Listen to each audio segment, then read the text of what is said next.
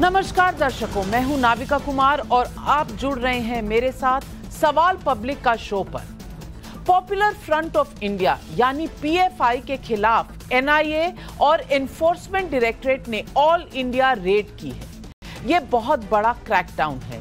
NIA ED का action Delhi से लेकर केरल, तमिलनाडु, महाराष्ट्र, उत्तर प्रदेश, मध्य प्रदेश और राजस्थान समेत 15 राज्यों में हुआ। एनआईए आतंकवाद के मामलों की जांच करने वाली देश की सबसे बड़ी एजेंसी है और उसके साथ ईडी की रेड का मतलब यह है कि न सिर्फ इंटरनल टेररिज्म बल्कि टेरर फाइनेंसिंग के खिलाफ सरकार ने जोरदार प्रहार कर दिया है। कल देर रात से एनआईए और ईडी ने जॉइंट रेड की। रेड्स 93 ठिकानों पर की गई। खुफिया इनपुट्स के आधार पर कई महीनों से रेड की तैयारी चल रही थी, ऐसी खबर है। इन रेड्स में पीएफआई के कई बड़े चेहरों को गिरफ्तार किया गया। पीएफआई का चेयरमैन ओमा सलाम भी गिरफ्तार हुआ है। गिरफ्तार होने वालों में दिल्ली पीएफआई का अध्यक्ष मोहम्मद परवेज, मध्य प्रदेश पीएफआई का प्रमुख अब्दुल करीम बेकरीवाला, राजस्थान पीएफआई का अध्यक्ष आसिफ मिर्जा और असम का पीएफआई अध्यक्ष अमीन उल हक भी शामिल हैं। रात भर चले एनआईए ईडी के इस एंटी टेरर ऑपरेशन में पीएफआई के 106 संदिग्ध पकड़े गए हैं। अकेले एनआईए ने 45 गिरफ्तारियां की हैं। सवाल पब्लिक का आज ये है कि क्या कम्युनल एजेंडा चलाकर भारत को कमजोर करने वाली साजिशों के खिलाफ मोदी सरकार का ये सबसे बड़ा प्रहार है और क्या पीएफआई के खिलाफ एक्शन हुआ, अब उसे सरकार बैन भी करेगी? यही है आज पब्लिक का सवाल।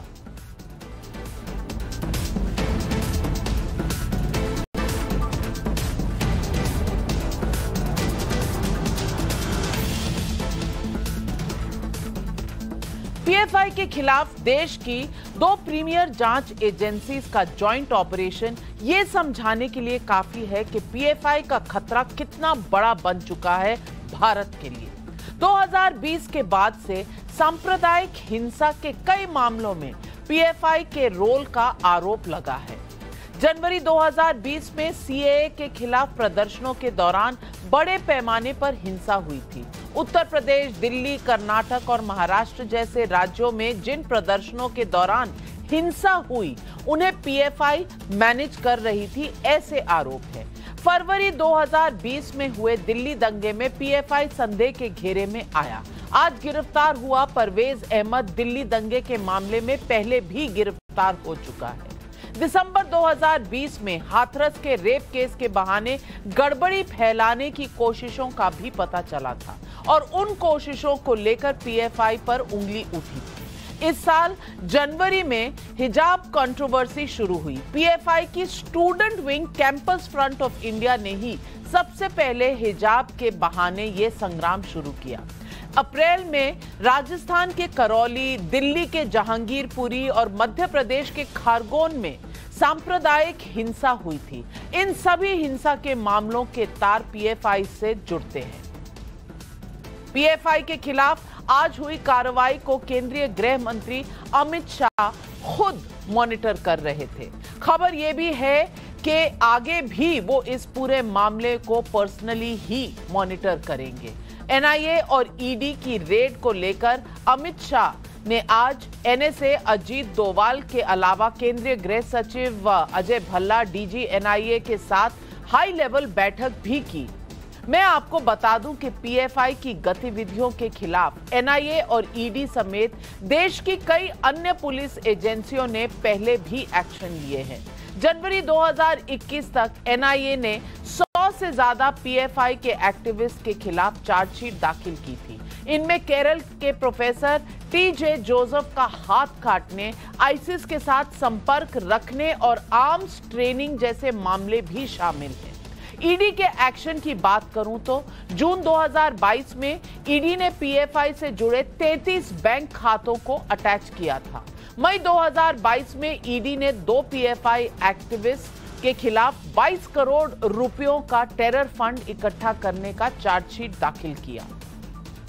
फरवरी 2021 में ईडी ने पीएफआई के खिलाफ अपनी पहली चार्जशीट में कहा कि PFI Hathras gang rape case के बाद सांप्रदायिक दंगे फैलाने की कोशिश कर रहे हैं। दिसंबर 2020 में ईडी ने मनी लॉन्ड्रिंग के मामले में 9 राज्यों में 26 ठिकानों पर पहले भी रेड की थी। पीएफआई के ऊपर कई मामलों में बेहद गंभीर आरोप है, लेकिन वो अब तक प्रतिबंधित संगठन नहीं है। इसलिए आज की एनआईए और ईडी की रेड को पीएफआई पर शिकंजा कसने का संकेत माना जा रहा है और इसके लिए ठोस सबूत जुटाने की ये सबसे बड़ी मुहिम है। मैं आपको बता दूं कि 2018 में झारखंड की उस समय की बीजेपी सरकार ने पीएफआई को बैन किया था।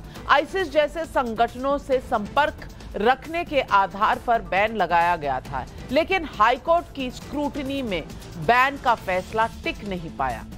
जाने अनजाने पीएफआई का समर्थन करने वाले लोग झारखंड में पीएफआई पर लगा बैन हटने को उसके पाक साफ होने का सर्टिफिकेट के तौर पर पेश करते रहे हैं। लेकिन जैसा मैंने आपको बताया कि पीएफआई आतंक के कई मामलों में जांच के घेरे में है। साथ ही ये भी जान लीजिए कि सिमी पर प्रतिबंध के बाद पीएफआई का गठन हुआ और पीएफआई के गठन में उन लोगों की भूमिका रही है जो सिमी के साथ जुड़े हुए हैं और ऐसे पदों पर जुड़े हुए हैं जो अब पीएफआई मानो चलाते हो। पीएफआई को फलने फूलने का मौका मिल सका, इसके पीछे राजनीति से इनकार नहीं किया जा सकता। जनवरी 2020 में छत्तीसगढ़ सरकार ने एनआईए एक्ट को असंवैधानिक बताकर सुप्रीम कोर्ट में याचिका डाली। पीएफआई ने छत्तीसगढ़ सरकार के फैसले की तारीफ की थी। 2013 में ऐसा ही कुछ कर्नाटक में हुआ था और कर्नाटक की उस समय की सिद्धारमैया सरकार ने 2008 से 2013 के बीच 1600 यानी कि 1600 पीएफआई सदस्यों के ऊपर से 176 केस वापस ले लिए। ये कांग्रेस की सरकार में हुआ था। 2015 में भी कर्नाटक सरकार ने पीएफआई के सदस्यों के ऊपर 40 केस वापस लिए थे। नवंबर 2020 में उस समय के मुख्यमंत्री बीएस येडियुरप्पा ने सिद्धारमैया सरकार के फैसले पर विधानसभा में सवाल भी उठाया था। पीएफआई जैसे संगठनों की ताकत वोट बैंक वाली पॉलिटिक्स है। आज पीएफआई के खिलाफ रेड पर मैं कांग्रेस के 2 नेताओं के बयान सुनवाना चाहती हूं। एक है तारिक अनवर और दूसरे हैं प्रताप सिंह खचरियावास। सुनिए ये दोनों नेता कैसे पीएफआई के खिलाफ रेड को राजनीति के घेरे में ला रहे हैं। अब देखा जाए तो बजरंग दल है, हिंदू सेना है और खुद आरएसएस है। ऐसी तमाम जो जमायतें हैं जो देश के अंदर, समाज के अंदर एक नफरत और घृणा पैदा करते हैं, उनके खिलाफ, सबके खिलाफ कार्रवाई होती तो लोगों को विश्वास होता है कि सही मानों में सरकार कोई कदम उठा रही है। पॉपुलर फ्रंट ऑफ इंडिया क्या है? कोई भी संगठन हो, पीएफआई हो, ईएफआई हो, सीएफआई हो, हमें कोई मतलब नहीं किसी संगठन से। यदि देश विरोधी कोई संगठन है ऐसा लगता है, उसके खिलाफ कार्रवाई होनी चाहिए, लेकिन कार्रवाई में ईमानदारी भी नजर आनी चाहिए। कहीं आप आटे दाल चावल की महंगाई से ध्यान हटाने के लिए, गायें मर रही है, कोई गायों के गोमाता का मुद्दा नहीं बनाए, इन मौतों से ध्यान हटाने के लिए आप यदि कार्रवाई कर रहे हैं तो आप पापी हैं।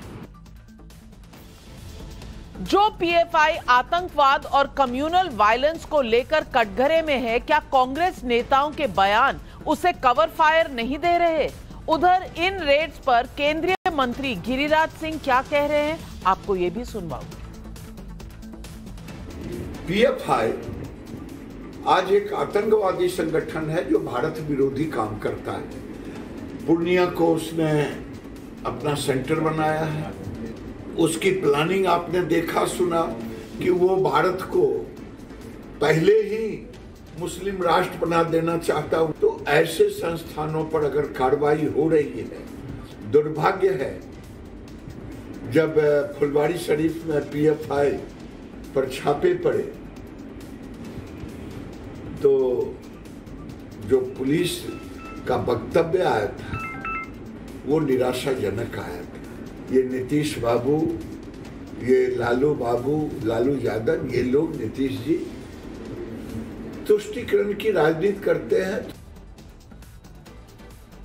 आज जब एक और पीएफआई के खिलाफ कार्रवाई हुई, वहीं आरएसएस के प्रमुख मोहन भागवत से जुड़ी एक बड़ी खबर भी सामने आई।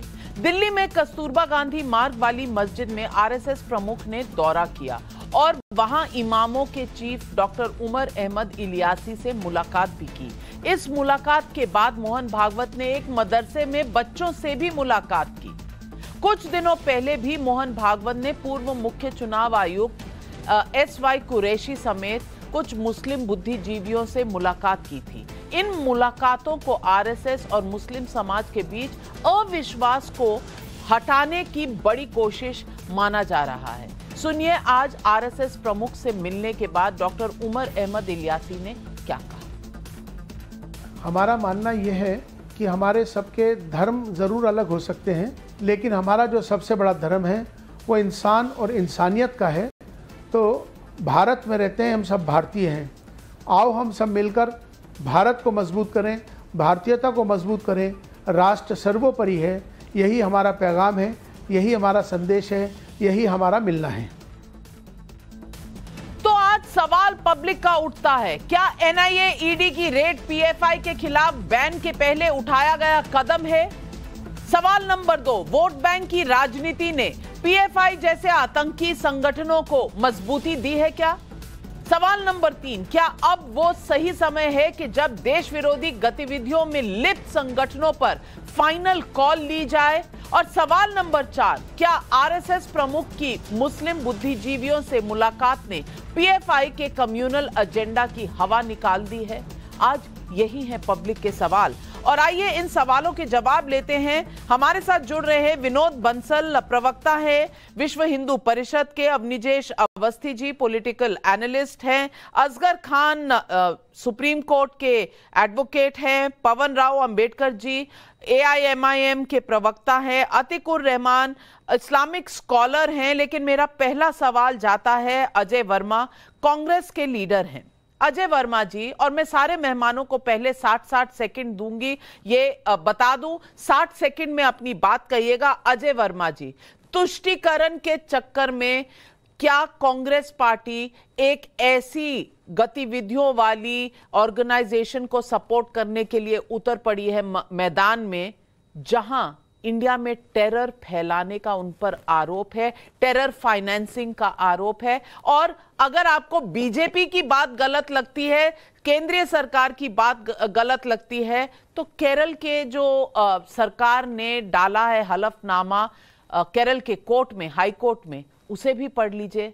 ये बताइए, वोट बैंक की राजनीति में आप इतने लिप्त हो चुके हैं कि आपको देश की, राष्ट्र की सिक्योरिटी का भी ध्यान नहीं है। अजय वर्मा जी, आज पब्लिक यही सवाल पूछ रही है आपसे। आपके 60 सेकंड शुरू होते हैं अब।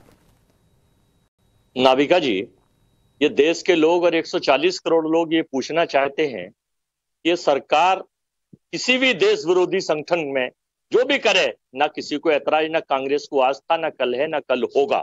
लेकिन जो इनके घटिया मानसिकता के प्रवक्ता संबित पात्रा जैसे लोग घटिया संस्कृति और घटिया सोच और घटिया दिमाग के ऊपर, जब राहुल गांधी भारत जोड़ो यात्रा में एक छोटे से 5 साल के बच्चे के साथ, तो कहां है वो बाल संरक्षण उत्तर भारत सरकार का? उस बच्ची के ऊपर भी पॉलिटिकल वोट और एजेंडा और उसको भी पॉलिटिसाइज करने का काम करते हैं। मैं अनुरोध करूंगा कि इस तरह की हरकतें देश की सरकार के वो प्रवक्ता जो हमेशा सरकार का पक्ष झूठा रखते हैं, सच्चा रखते हैं, तो वो जानते हैं। अब पीएफआई को ना कांग्रेस पार्टी का भी सपोर्ट करती है। केरला के मुख्यमंत्री से केरला की बात पूछिए, हाई कोर्ट में क्या किया है उन्होंने, क्या नहीं किया है। लेकिन मैं ये पूछना चाहता हूं कि हिंदुस्तान में जो आतंकवादी जो गला रेट रहे हैं आजकल, कोई बीजेपी के आईटी सेल से निकलता है, कोई बीजेपी का अल्पसंख्यक सेल का व्यक्ति है, ये नकली हिंदू है ये लोग। अब ये केवल देश में चुनाव जीतने के लिए माहौल बनाते हैं और आरोप लगाते हैं और कुछ नहीं करते, और दूसरों को बदनाम करते हैं, अपोजिशन को बदनाम करते हैं, कांग्रेस को बदनाम करते हैं। कमाल है अजय वर्मा जी, 60 सेकंड आपके खत्म हुए। और विनोद बंसल जी, 1600 ऐसे संदिग्ध व्यक्तियों के खिलाफ केसेस वापस ले लिए कांग्रेस सरकार ने, फिर भी उंगली उठ रही है तो हिंदू संगठनों पर। और आप देख लीजिए एसडीपीआई जो पॉलिटिकल विंग है popular front of India PFI का, उनके साथ इनका भाईचारा और इलेक्शन अलायंसेस है, पोस्टर लगाते हैं एक दूसरे के कर्नाटक में, और ऊपर से कह रहे हैं कि सारी गलती तो बीजेपी की है और आप हेट उगलते हैं। विनोद बंसल जी 60 सेकंड में अजय वर्मा जी के जवाब दीजिए। नाविका दी, बात कर्नाटक की नहीं है, कांग्रेस का नाटक पूरे देश में चल रहा है और संपूर्ण देश देख रहा है कि पिछले 70 वर्षों में कांग्रेस ने देश की अस्मिता, देश की सुरक्षा और देश के स्वाभिमान के साथ कितना खिलवाड़ किया। हम सबको पता है कि किस तरह से मुस्लिम तुष्टीकरण की नीति में अंधी सरकार, उसने न सिर्फ इंदिरा गांधी ने वक्फ बोर्ड की 123 संपत्तियों को पट्टे पर लिख करके और वक्फ बोर्ड को दे दिया था, जबकि भारत सरकार की संपत्ति थी। आप देखिएगा विश्व हिंदू परिषद ने उसका विरोध किया, हाईकोर्ट तक पहुंचे, तब तक 2014 के इलेक्शन से ठीक पहले मनमोहन सिंह सरकार ने फिर उनको पट्टा लिख दिया। आप देखिए जब आतंकवादी इंस्पेक्टर मोहनचंद शर्मा के ऊपर हमला करते हैं, अभी 3 दिन पहले उनकी पुण्यतिथि निकली है, बड़ी विनम्रता के साथ श्रद्धांजलि देते हुए मैं कहना चाहता हूं कांग्रेस को, आखिरकार इन्हीं के नेता थे जो कि बटला हाउस में जाकर के उनको आतंकियों को सजदा करते थे, और ये इन्हीं के नेता तो थे जो कि इंदिरा गांधी, सोनिया गांधी जी कहती थी कि मुझे तो रात में नींद नहीं आई, वो मारा गया, वो तो आतंकवादी था ही नहीं।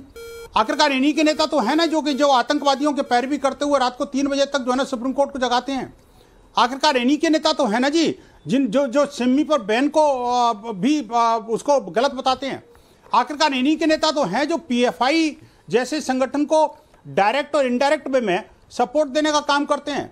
और ये पीएफआई के कुकर्मों के बारे में किसको नहीं पता, फिर भी कांग्रेस चुप रहती है सिर्फ मुस्लिम तुष्टीकरण की नीति में। बिल्कुल, आपके 60 सेकंड खत्म हुए, बहुत से हाथ उठ रहे हैं, लेकिन मैं पहले जाना चाहती हूं आतिकुर रहमान के पास। आतिकुर रहमान साहब, छोटा सा सवाल है, सिर्फ देश की सिक्योरिटी, देश को महफूज रखने का, क्योंकि देश को महफूज रखना बहुत जरूरी होता है, क्योंकि अगर टेरर अटैक होता है तो कोई भी टेरर अटैक ये नहीं पूछता कि किस कम्युनिटी, किस रिलीजन का आदमी उस पर चोट लगेगी, कभी भी नहीं होता। जब वायलेंस होती है कहीं पर भी, जिस तरह से हमने सीए प्रोटेस्ट के दौरान देखा, जिस तरह हमने इस साल के शुरू में भी देखा, कई जगहों पर करौली, खरगोन, दिल्ली, सब जगह प्रोटेस्ट हुए और वायलेंस हुई, उस वक्त पत्थर या बॉम्ब ये नहीं पूछते कि आपका धर्म कौन सा है, आप किस मजहब के हैं। मैं पूछना चाहती हूं, क्या इस मुद्दे पर भी कोई दो राय होनी चाहिए इस देश में, या ये क्रैकडाउन हम सबको सिक्योरिटी के नाम पर देश में एक होना चाहिए? सही कहा नाविका जी आपने, जीरो टॉलरेंस पॉलिसी होनी चाहिए हमको देश की सुरक्षा की जब बात आती है। तो अब इतनी सीरियस मैटर देश की सुरक्षा की जब हम बात कर रहे हैं, तो क्या ये सही नहीं होगा कि हम सरकार पर ये सवाल उठाएं कि 3-4 साल से जिस पीएफआई का नाम ले लेकर इन्होंने अपना हिंदुत्व कंसोलिडेशन किया है, जितनी बदनामी में इन्होंने मुसलमानों को डाला है पीएफआई के नाम पर, क्योंकि पीएफआई का जब नाम आता है तो इनके स्पोक्स पर्सन, इनके प्रवक्ता इस्लामिक स्टेट से उसको जोड़ते हैं, रेडिकलाइजेशन से जोड़ते हैं, तमाम दुनिया के इस्लामिक उसके अंदर कॉन्सेप्ट लाकर गजवाए हिंद और फलाना ढिमका सब लेकर आते हैं।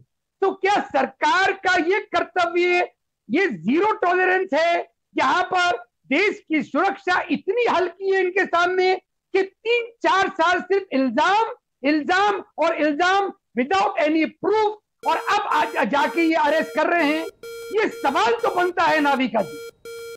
नहीं, सवाल तो बनता आतिकुर रहमान, लेकिन आप इस्लामिक स्टेट को भारत के मुसलमानों से क्यों जोड़ रहे हैं? ये तो बीजेपी ने नहीं जोड़ा, ये तो आप जोड़ रहे हैं। और अवनीजेश अवस्थी जी, मैं आपको पूछना चाहती हूं, जब पोस्टर लगते हैं मोपला मैसेकर जो मल्लापुरम में हुआ था, उसमें पीएफआई रैली में मोपला मैसेकर जिसमें हिंदुओं को मारा गया था उसके पोस्टर लगते हैं, तो ये इसे जोड़ रहे हैं हिंदू जो भारत के मुसलमान हैं उनके साथ, या ये वो लोग हैं जिनके आईसिस से संबंध हैं, जिनके पास एजेंसियों के पास इतने सारे एविडेंस मौजूद हैं?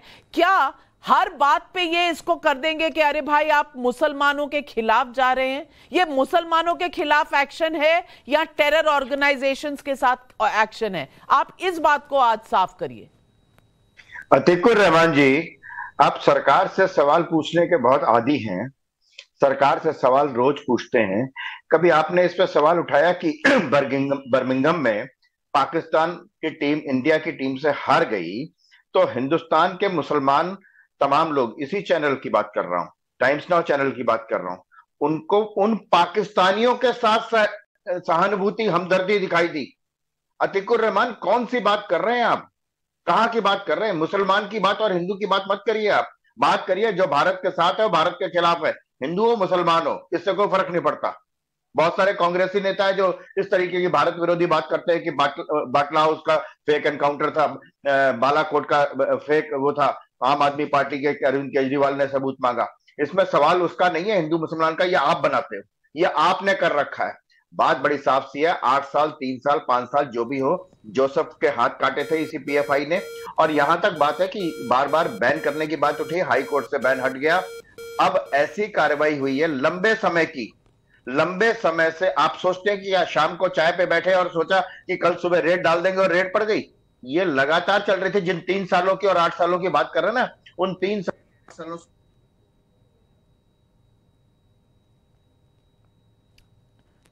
कि अब बचना नामुमकिन है। बिल्कुल। सवाल अब असगर खान साहब आप हाथ उठा रहे हैं, आपसे पूछना चाहती हूं। मैं आपको एग्जाम्पल देती हूं। केरला पुलिस ने कहा है कि 6 पीएफआई केरला मेंबर्स ने आईसिस ज्वाइन किया 2017 में।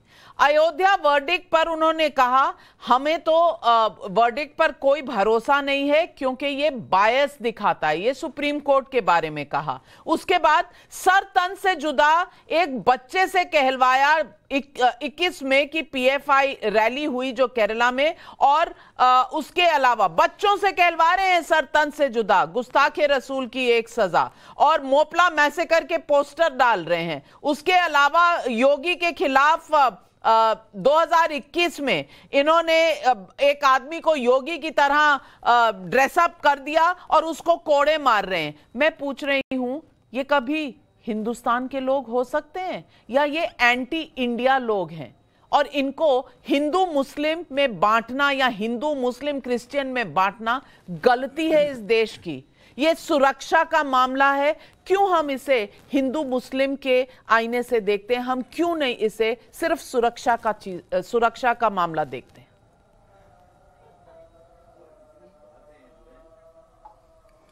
देखिए, सबसे पहले हमारे लिए हमारा मुल्क है और यही हुब्बुल वतनी है, हम इसकी तरक्की चाहते हैं, इससे प्यार करते हैं। लेकिन जहाँ तक सवाल दीगर चीज़ों का है वो ये है कि देखिए, ये सारी की सारी, मैं एक जुमले में कह दूं, 2024 की तैयारी है। एवरीथिंग इज पॉलिटिकल, और जो आवाज़ उठाएगा वो अंदर जाएगा। इस सरकार ने ये सब साबित कर दिया। अभी जैसे हमारे प्रवक्ता साहब भी कह रहे थे कि भाई कुछ एक रात चाय पी के सुबह को तो रेड नहीं कर दी, ये 2014 से सब तैयारी चल रही थी। अब तैयारी हुई है कि हर इन्होंने कदम कदम पे जब वक्त आया तो उसी के हिसाब से, जब इलेक्शन आता है तो ये सारी चीज़ें होना नेचुरल है। पीएफआई को नाम लेते के साथ ही मुसलमानों से जोड़ा जाता है। यही सिर्फ कदम उठाना है क्योंकि उन्हें अपने वोटों का पोलराइजेशन करना है। जितने नारे लगाए हैं, चाहे गोली मारो की बात करो, चाहे मुल्ला काटे जाएंगे, अब इसका ये आखिरी नारा ये है, जो आवाज़ उठाएगा वो अंदर जाएगा। तो ये सब हो रहा है और सब नेचुरल करके दिखा रहेंगे। देखिए, इस स्टेज पे हम ये नहीं कह सकते कि ये क्या है। मैं उनको मना काट भी नहीं रहा हूँ सिरे से। अगर ये इन्वेस्टिगेशन अभी बिल्कुल इनिशियल स्टेज पे, आज ही हम उनको मुजरिम कर दें, ये बिल्कुल गलत है। वो मुलजिम है। नहीं, आप उनको मुजरिम मत करिए। 60 सेकंड आपके खत्म हो गए हैं। आप सरकार को मुजरिम कर दीजिए, क्योंकि आपने कह दिया 2024 की तैयारी है, सुरक्षा का मामला बन गया पोलराइजेशन का मामला। और डॉक्टर पवन राव अंबेडकर, मेरा सवाल आपसे यह है, सुरक्षा का मामला पोलराइजेशन का मामला कैसे होता है? 2022 में आप बैठे हैं, आप कह रहे हैं 2024 का एजेंडा रचा जा रहा है। क्या 2022 से लेकर 2024 के बीच में देश की सुरक्षा को ताक पर रख देना चाहिए? जवाब दीजिए, आपके 60 सेकंड शुरू होते हैं अब। बहुत बहुत शुक्रिया नाविका मैम।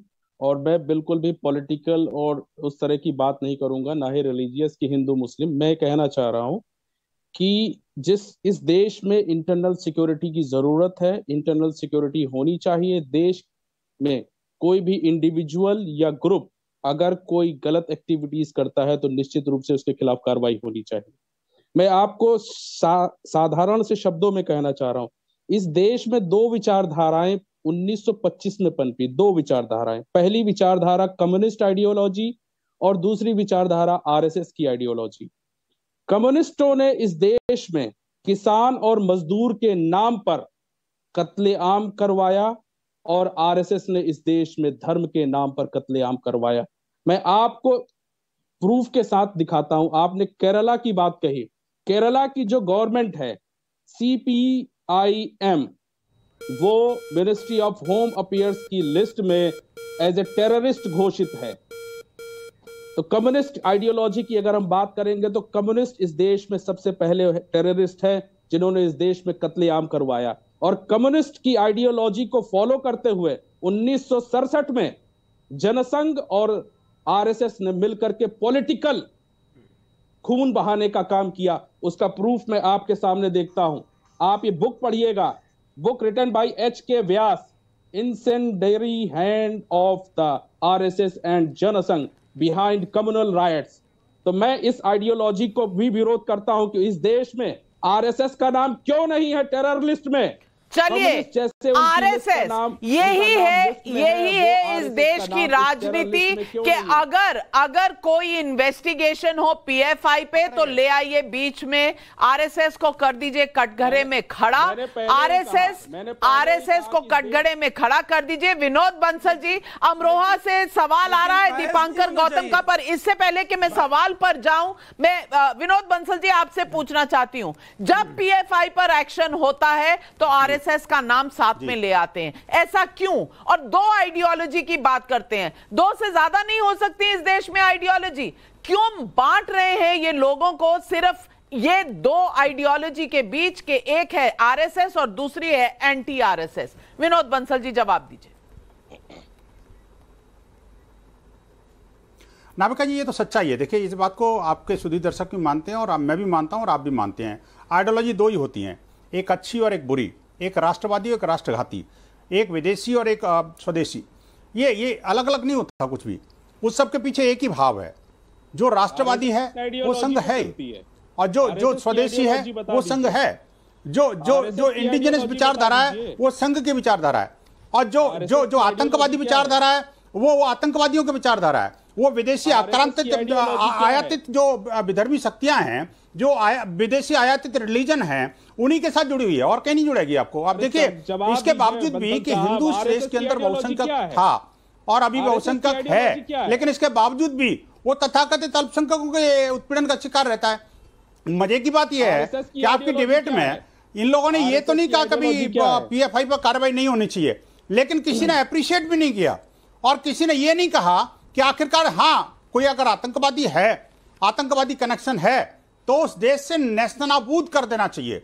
हिम्मत नहीं होती। कारण क्या है? कारण ये है नाविका जी कि यही तो कवर फायर है जो आपने स्टार्टिंग में बोला, और ये लगातार जो है ये कवर फायर देने का काम न सिर्फ कांग्रेस का। पवन राव अंबेडकर जी एक किताब दिखा रहे हैं, दूसरी तरफ है कोर्ट में जो सबूत दिए गए हैं, 22 करोड़ का टेरर फंडिंग कहां से आ रहा है, आप उठाकर प्रेस रिलीज पढ़ लीजिए जून 2020 की एनफोर्समेंट डायरेक्टरेट की, आपको पता चल जाएगा क्या मोडस ऑपरेंडाई है, सऊदी से कैसे पैसे आते हैं, कतार से, यूएई से कहां से आ रहे हैं पैसे, वो पूरा ब्यौरा दिया हुआ है। कोर्ट में केसेस हैं और कोर्ट में इसको संगीन मामला माना जा रहा है, लेकिन यहां बैठकर एक किताब की बात की जा रही है। वहां सुप्रीम कोर्ट ने अयोध्या पर वर्डिक्ट दिया, उसको ये लोग खारिज करेंगे लेकिन किताब दिखाएंगे, बार बार किताब, क्योंकि एक किताब जो एक तरफ वेस्टेड इंटरेस्ट में हो या एक तरफ से लिखी गई हो, क्या किताब कभी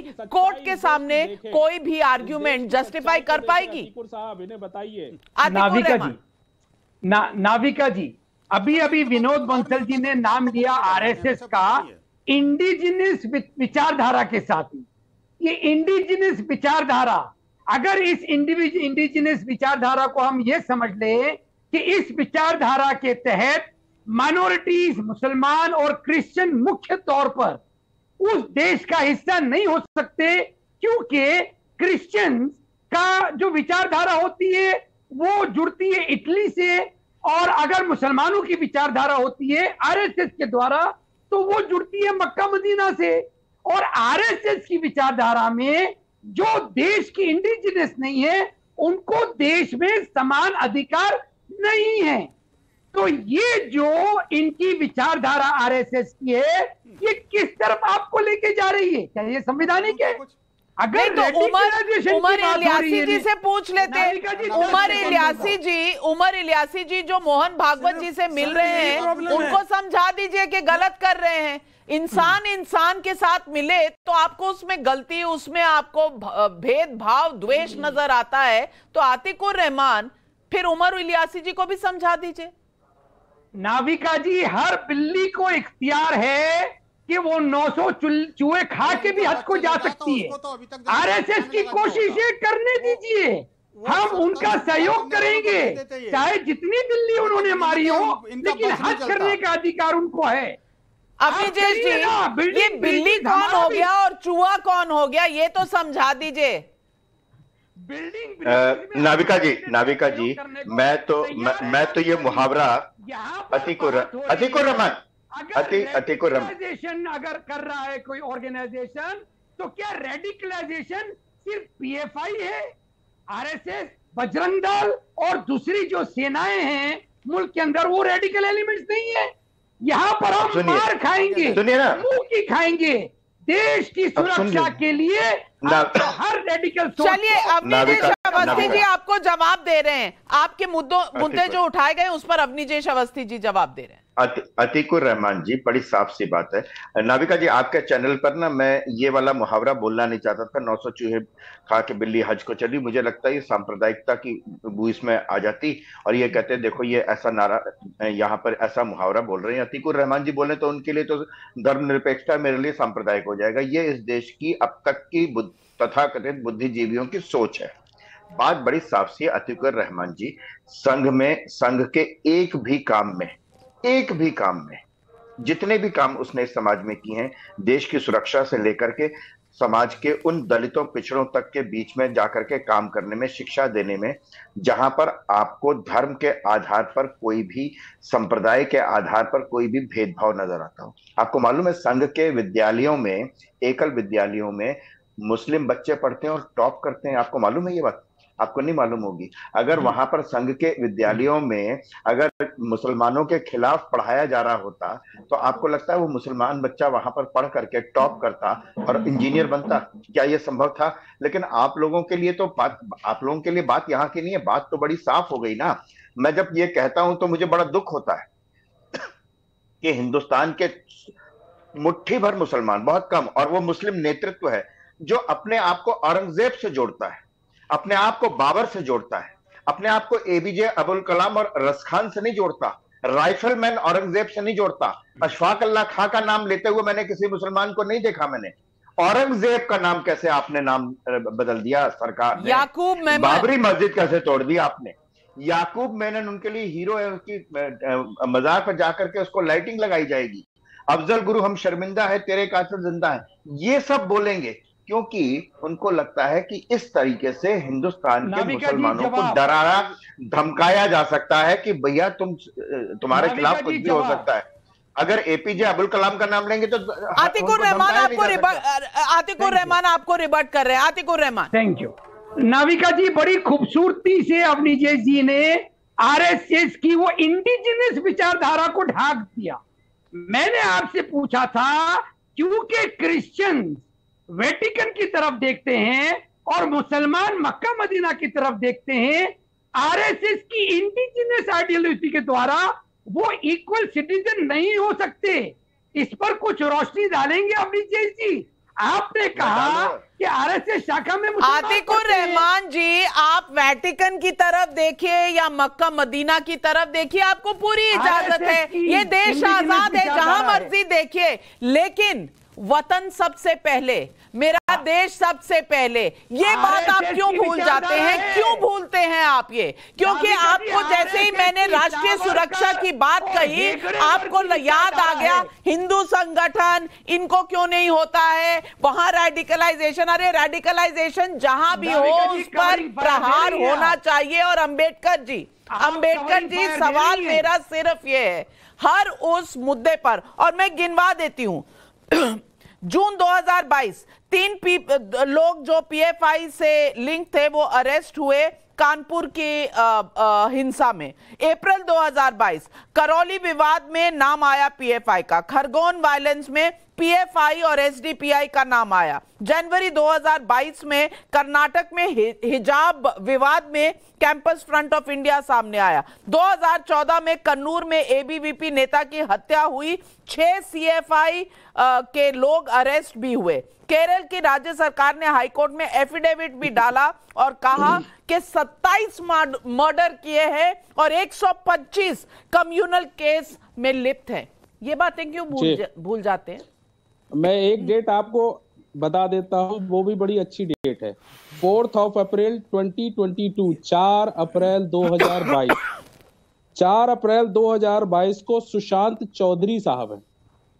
सुशांत चौधरी साहब मिलने जाते हैं किससे?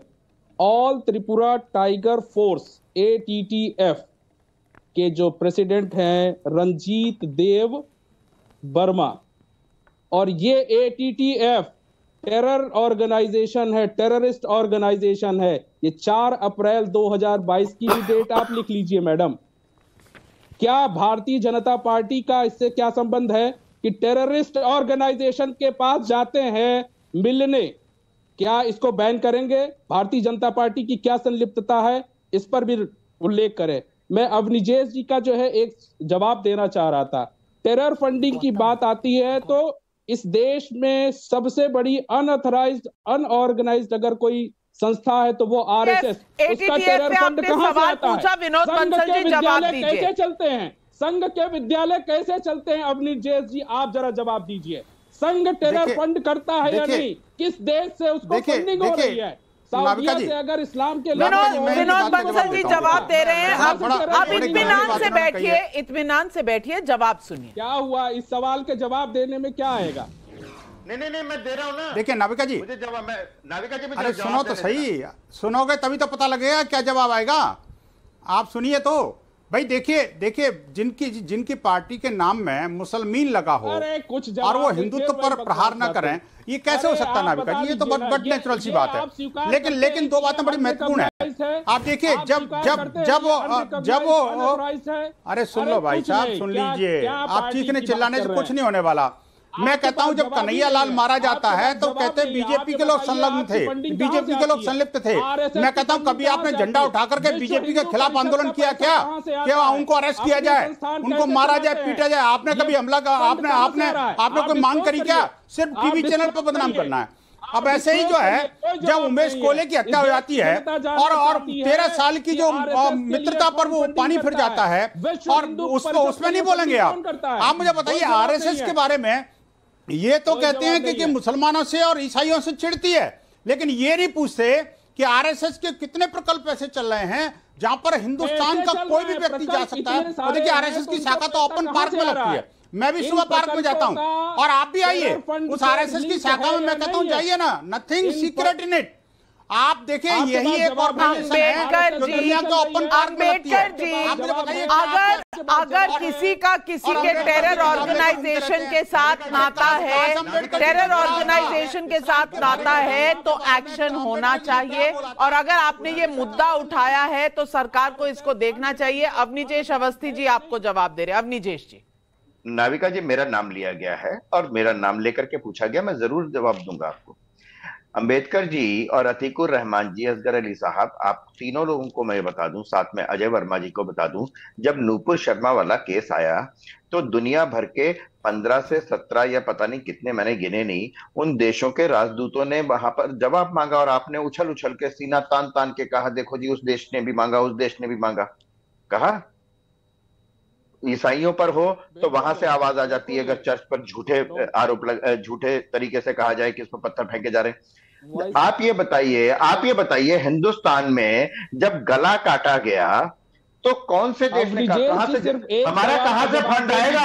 नहीं सुन लीजिए ना, बीच में मत बोलिए। नहीं अंबेडकर जी अब आप बीच में नहीं बोलेंगे। बीच में मत बोलिए। जब आपने उनका नाम बुलाया वो जवाब दे रहे हैं तो सुनने की हिम्मत भी रखिए। सुनने की हिम्मत रखिए। आपको बोलना है, कुछ टोकना है, बाद में बोलिएगा। अवनिजेश जी।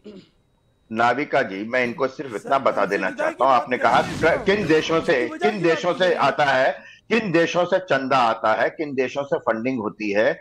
अरे फंडिंग की बात छोड़िए, यहाँ तो एक मौखिक जुबानी कोई समर्थन देने तक को तैयार नहीं है यहाँ पर कोई देश। हिंदुओं के लिए सिर्फ एक ही देश है ना, हिंदुस्तान। और कौन सा देश है? कौन आया? उमेश कोले की हत्या पर किसने बोला? कौन सा देश आया? कौन सा मुस्लिम देश आया कि भाई मुस्लिम ने ये गलत किया है? नहीं किया ना। ये देश के हिंदुओं को यहाँ पर सोचना चाहिए, और उन तमाम लोगों को सोचना चाहिए कि जब यहाँ पर आप फिर बीच में बोल रहे हैं क्योंकि आपके पास जवाब नहीं है, कोई जवाब नहीं। जाकर के पढ़िए अपना ये अम्बेडकर जी की पहले ये किताब पढ़ना, पहले अम्बेडकर जी की ये किताब पढ़ना जाकर के, और जितनी किताबें आपने कही है ना, आप जितनी ये पढ़िए ना, ये पढ़िए पहले अम्बेडकर जी के, आपने अम्बेडकर जी का नाम लगाया हुआ है, पहले अम्बेडकर जी का ये किताब पढ़िए, अम्बेडकर जी की ये किताब पढ़िए, आपके बारे में क्या लिखा हुआ है, आपके बारे में जो अम्बेडकर जी ने लिखा है ना, बाबा साहब अम्बेडकर ने, वो पहले वो पढ़िएगा ना आप।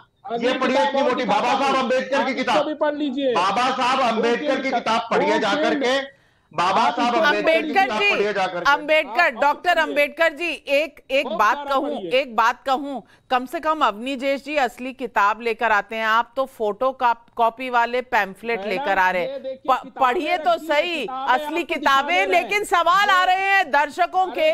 मुंबई से सतीश चांडक का सवाल है, नाविका जी हर एक्शन पर ये कहते हैं कि हिंदुओं के साथ तो नहीं हो रहा, सिर्फ एक समुदाय को निशाना बनाया जा रहा है, तो कॉमन सिविल कोड का विरोध करते ही क्यों हैं? असगर खान साहब जवाब दे दीजिए।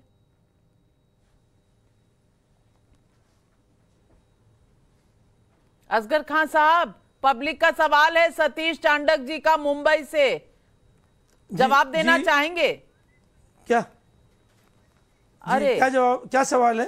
जी हाँ, आवाज नहीं आई, क्या सवाल है? लगता आपकी आंख लग गई थी, मैं आपसे पूछ रही हूं, और ये दर्शक का सवाल है। हर एक्शन पर ये कहते हैं कि हिंदुओं के साथ तो नहीं हो रहा, सिर्फ एक समुदाय को निशाना बनाया जा रहा है। अगर सिर्फ एक समुदाय को निशाना बनाया जा रहा है तो कॉमन सिविल कोड का विरोध क्यों करते हैं?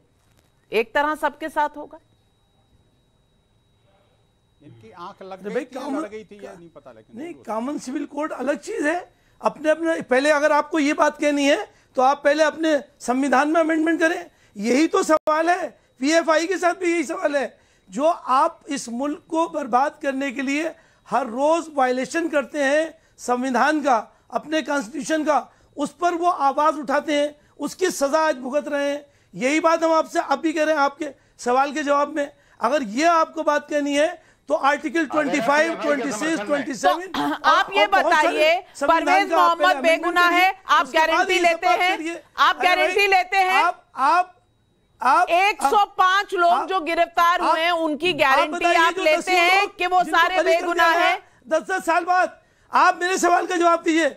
मैं आपको लिस्ट देता हूं, मैं आपको 500 लोगों की लिस्ट देता हूं जिनको 10 साल, 15 साल, 20 साल बाद छोड़ा गया। एनआईए और दूसरे इन्होंने शोभों ने उनको अरेस्ट किया और जेल में मैं भी आपको बहुत से लिस्ट और बहुत से आंकड़े दे सकती हूँ। मैं आपको आंकड़े दे सकती हूँ। उसके बाद मैं आपको आंकड़े दे सकती हूँ। लेस्टर के, बर्मिंघम के, वहाँ मुस्लिम पॉपुलेशन क्या है और जेल में कितने लोग हैं, ठीक है, वहां के भी मैं दे देती हूँ। और फिर आप कहिएगा कि ब्रिटेन की सरकार भी जो है वो सांप्रदायिक है। ये भी आंकड़े अवेलेबल हैं, आप पता करवा लीजिए। अर्चना आंध्र प्रदेश से पूछ रही हैं, सरकार को दोषी ठहराकर और 2024 की बात करके क्या पीएफआई के ऊपर पर्दा डालने की कोशिश नहीं की जा रही? आतिकुर रहमान, इस बात का तो जवाब देना चाहिए।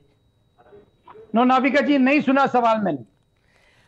2024 की बात करके और सरकार को दोष देके क्या आप पीएफआई को बचाने की कोशिश कर रहे हैं? ये पब्लिक का सवाल है। ये पब्लिक का सवाल जायज तब होता नाविका जी जब 3-3.5 साल पहले जो ग्राउंड तैयार किया जा रहा था, ब्लेम गेम किया जा रहा था पीएफआई के ऊपर, सारे सबूत इकट्ठा होने के बावजूद बैन नहीं किया जा रहा था। अब क्योंकि इलेक्शन करीब आ रहे हैं, ये कार्रवाई शुरू हुई है, तब जाके सवाल उठता है।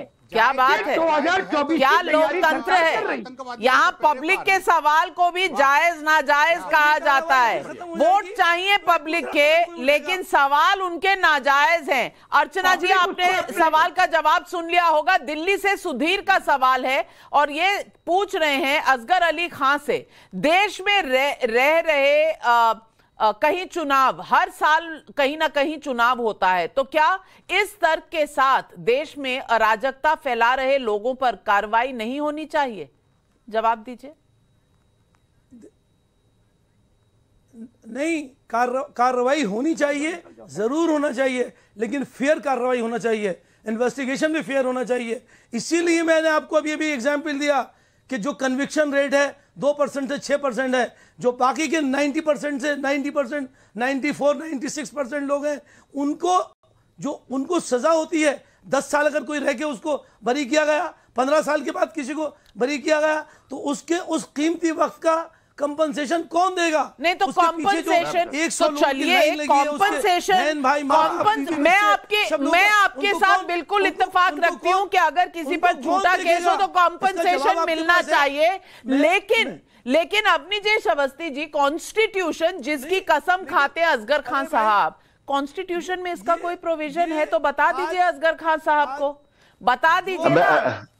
नाविका जी, मैं बीच में नहीं बोलता हूं। असगर साहब सुन लीजिए। असगर साहब, आपने कहा असगर साहब सुन लीजिए, प्लीज सुन लीजिए। असगर साहब, आपने कहा कि इन्वेस्टिगेशन फेयर होना चाहिए। यहां तो नारे लगते हैं, अफजल गुरु हम शर्मिंदा हैं, तेरे कातिल जिंदा हैं, याकूब मैन को कहते हैं जुडिशियल किलिंग है। और मैं आप सब लोगों के वो वक्तव्य सुना सकता हूं पिछली 2, 4, 5, 7, 6, 8, 10 महीनों में, जिसमें कहा कि पीएफआई पर बैन क्यों नहीं लगाते, पीएफआई के खिलाफ कार्रवाई क्यों नहीं करते। ये सिर्फ नारे लगाते हैं, ये सिर्फ मुसलमानों को बदनाम करने की। आज जब कार्रवाई हो रही है तो आप कह रहे हैं पीएफआई को कंधा ढूंढना जा रहा है। तमाम आप लोग हैं, मैं सबके सुना सकता हूं आपके, मैं कांग्रेसी नेताओं के सुना सकता हूं बयान, मैं आप लोगों के बयान सुना सकता हूं। जब पीएफआई पर बैन लगाने की बात कर रहे थे, आपके पास आप सिर्फ अजय वर्मा जी, आप पर आरोप लगा है, कांग्रेस भी यही मुद्दा उठाती है कि कांग्रेस का मुद्दा हमेशा ये होता है, अरे बैन कर दो ना, बैन कर दो ना। आज जब एक्शन हो रहा है तो सांप सूंघ गया, सब निकल आए, भाई पहले आरएसएस को करो, पहले फलां ढिमका को करो, उसके बाद हमसे बात करना, उसके बाद पीएफआई से। आपको लगता है इससे वोटों में कुछ इजाफा होगा अजय वर्मा जी? देश की आजादी की लड़ाई में गोलवलकर जी ने ये कहा था कि आजादी की लड़ाई में आरएसएस के लोग शामिल नहीं होंगे, गोलवलकर जी ने ये कहा था, और हेड ग्रोवर साहब उसके संस्थापक थे। भाई साहब, वो तो 75 साल पुरानी बात हो गई, नहीं थे तो नहीं थे, नहीं थे तो नहीं थे, आज की बात बताइए। चलिए, आप सब महान थे, आप आज भी महान हैं, आप 75 साल पुरानी बात छोड़िए, आप आज की बात करिए। आज आपको इजाफा होगा तुष्टीकरण से। पर आरएसएस के लोगों ने मिठाई बांधी थी, ये देश के लोगों को पता है, तो सरकार ने फिर आरएसएस को बैन किया, और बैन करने के बाद जो आजादी में कोई योगदान नहीं, शहीदों को फांसी इनकी गवाहियों पर हुई। ये लोग देश की बात करेंगे, नफरती माहौल, इनके हेट स्पीचर्स। और आज ये गए हैं भागवत साहब मुसलमानों से मिलने। अगर कोई भी हिंदुस्तान का अपोजिशन का नेता या कोई बड़ा नेता किसी दल का पहुंच जाता तो पूरा इनका झूठ का आईटी सेल, इनके प्रवक्ता, इनके नेता, पूरा ये असुरक्षितता, ये कहां पाकिस्तानियों के पास पहुंच गए, ये कहां मुस्लिम कंट्रियों में चले गए, पूरा हिंदुस्तान और ये इनका मित्र मीडिया, साहब का मित्र मीडिया, उसको देश को सिर पे उठा के सुबह से शाम तक उसी को गाता कि ये क्या हो रहा है, ये क्या हो रहा है। आपका कोई मित्र नहीं बचा अजय वर्मा जी, आप तो बैठे हैं हमारे चैनल में, हम आपके भी मित्र हैं भाई, इतनी बदसलूकी क्यों कर रहे हैं? विनोद बंसल जी, जवाब दीजिए। नाविका जी, साहब का मित्र मीडिया है। देखिए नाविका जी, कुछ लोगों की प्रकृति, प्रवृत्ति और संस्कृति है कि जिस थाली में खाना उसी में छेद करना। ये जो कांग्रेस है, कांग्रेस का धरातल रसातल में जा चुका, और फिर भी अभी जमीन तलाश रही है। वो आप देखिए जमीन का तलाश रही है। इसकी कांग्रेस की स्थिति वही है जो कि अंत समय में रावण की हुई थी, बार बार उसको राम राम राम राम राम राम नजर आता था। वही स्थिति आज कांग्रेस की जिहादियों की और कांग्रेस की कोख में से जन्मे मुसलमान पार्टियों जैसी की हो रही है।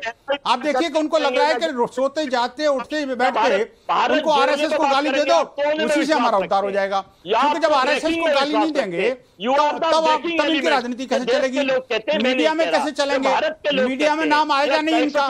तो ये जो है ना, ये इनकी स्ट्रेटजी है। अब देखिए चारों तरफ से घिरने के बाद में अब इनको एक प्रधान नहीं मिल रहा। अब प्रधान भी ऐसा तलाशेंगे जो कि उस दरबारी स्टैंप से बाहर प्रधान भी नहीं मिलेगा इनको, मेरी गारंटी है। लेकिन आप देखिए कि देश की सुरक्षा पर समझौता करने वाली इस पार्टी के साथ में क्या किया जाए, ये देश ने अब तय कर लिया है। अब चाहे कुछ भी बोलते रहें, उस वक्त कोई विश्वास नहीं होने वाला है। अजय वर्मा जी, इससे पहले कि आप मुझे दोष दें, आप इतना ऊंचा बोल रहे हैं कि आपका जो ज़ूम वीडियो है आवाज ले नहीं पा रहा। मैं म्यूट नहीं कर रही हूं आपको, लेकिन आपकी आवाज आ नहीं पा रही क्योंकि आप उत्तेजित होते चले जा रहे हैं। उत्तेजित ना हो, देश की सुरक्षा का काम जो हो रहा है इस पर हम सबको एक साथ खड़ा होना चाहिए। हम बिल्कुल भी इस बात से अंबेडकर जी, मेरा समय खत्म हो गया। पब्लिक के सवाल धड़ाधड़ आते चले जा रहे हैं। बहुत से सवाल आपके लिए भी, आतिकुर रहमान साहब के लिए भी, असगर खान साहब के लिए और अजय वर्मा जी के लिए भी, लेकिन समय कम है। और ये मुद्दा है देश की सुरक्षा का, और देश की सुरक्षा के मुद्दे में हम एकजुट नहीं हो सकते। यही है सवाल आज पब्लिक का। इस पर भी इतने राग और इतने सुर, भाई ताल मिलाओ, राग सजाओ। एक ही राग में गाओगे तो देश बना रहेगा, क्योंकि आप भी उसी देश में रहते हैं जहां हम रहते हैं। हम सब एक साथ रहते हैं। यहाँ टेरर अटैक होता है तो वो किसी से पूछता नहीं कि कौन सी कौम, कौन से धर्म, कौन से मजहब के लोगों को चोट पहुंचानी है। सबके साथ इकट्ठा होता है। देश नीचे जाता है तो नौकरियां नहीं मिलती, सबको नहीं मिलती। ऐसा नहीं एक धर्म विशेष के लोगों को नहीं मिलती, सबका खामियाजा साझा, इसीलिए सबकी सुरक्षा भी साझी। ग्लोबल टेररिज्म के खिलाफ मोदी सरकार बेहद सख्त है। यूएन समेत हर एक मंच से प्रधानमंत्री मोदी ने आतंकवाद के खिलाफ भारत की आवाज बुलंद की है और दुनिया ने इसे सुना है। भारत कहता है कि आतंकवाद होता है, अच्छा या बुरा आतंकवाद नहीं होता, हिंदू या मुस्लिम नहीं होता, क्रिश्चियन नहीं होता। लेकिन जब भारत के भीतर पीएफआई जैसे संगठन सक्रिय रहते हैं तो इसे आतंकवाद के खिलाफ भारत की मुहिम को झटका लगता है। इसलिए आज पीएफआई के खिलाफ हुआ एक्शन एक संदेश दे रहा है। यह संदेश है कि आतंकवाद कैसा भी हो, कोई भी फैला रहा हो, कहीं भी उसका ठिकाना हो, भारत उन पर प्रहार करेगा और सारे भारतीय भारत के साथ खड़े होंगे, क्योंकि भारत बचाना है मुहिम हमारी, किसी एक इंसान के लिए नहीं, वो किसी भी धर्म, किसी भी जाति या किसी भी राज्य से आता हो। भारत मजबूत तो हम सब मजबूत। आज यही विशेष नारा है जो हम सबका होना चाहिए। आज मेरा नजरिया इतना ही। बस दर्शकों, लेती हूं आपसे इजाजत। आज ये जो प्रहार शुरू हुआ है ये कितनी आगे तक जाएगा, ये खबरें हम आप तक लाते रहेंगे, लेकिन अब आपसे लेती हूं इजाजत और